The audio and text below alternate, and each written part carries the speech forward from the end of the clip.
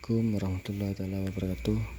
Kali ini saya akan membuat tutorial lagi nih, cara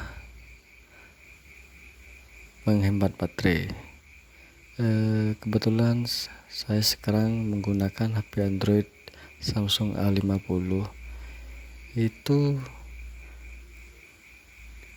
baterai saya terasa boros ya.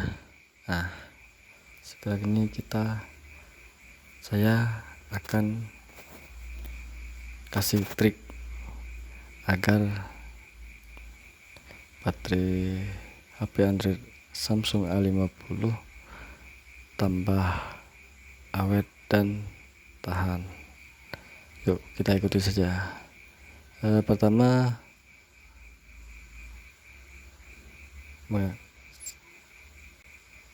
cara pertama saya akan mengaktifkan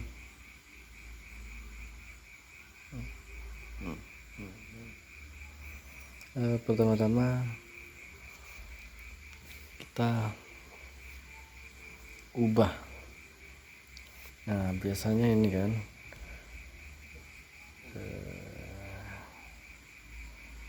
ini mode gelap. Nah, ini setel saja di mode gelap, seperti ini caranya ya. Nah,